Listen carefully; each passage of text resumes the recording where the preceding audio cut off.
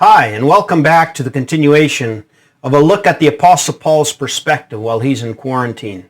What I want to point out today is that Paul had a perspective that looked beyond himself and his problems, and he looked rather at the potential and the possibilities around him. Because of his internal perspective, Paul's external circumstances did not hold him back from fulfilling God's greater purpose for the world around him. Two prayer requests what Paul gives here, followed by two words of instruction.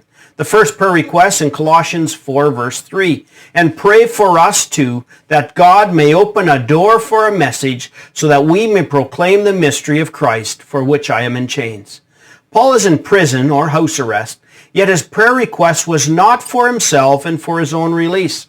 Rather, it was for the ability to proclaim the gospel of Jesus Christ in his circumstances. It's good and healthy to honestly share our burdens with our loving God, and yet Paul is not allowing his unwelcome circumstances to take away the focus of his life. In fact, it seems to make Paul even more passionate.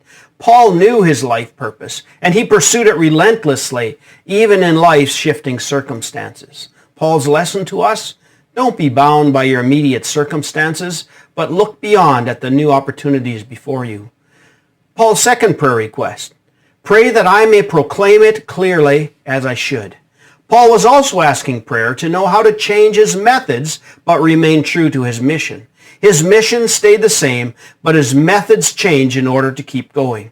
One of the methods that Paul changed was to actually write down his teachings, such as this passage that we're studying right now. As a driven D-style leader, Paul might not have written his thoughts down to such an extent if he had not been bound to quarantine.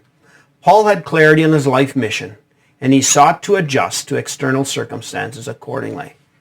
Then two pieces of instruction. The first instruction is wisdom. Be wise in the way you act toward outsiders, making the most of every opportunity. So wisdom is required.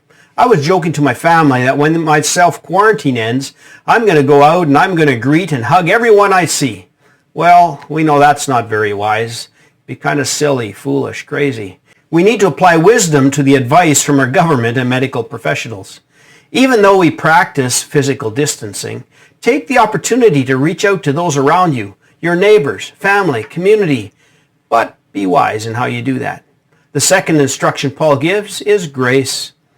Let your conversation be always full of grace, seasoned with salt, so that you may know how to answer everyone. You have the opportunity to practice grace to the people around you. And boy, do we need that today. There are a lot of people living in fear around you. Show them some extra grace. When you go to the store and things are more frustrating, things take longer, show some extra grace.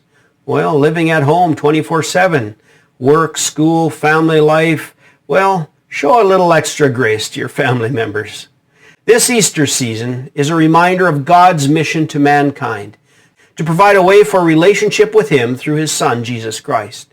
I hope that you will take some time to consider God's call in your life, and through Paul's words, may you be encouraged to stay focused in these changing times.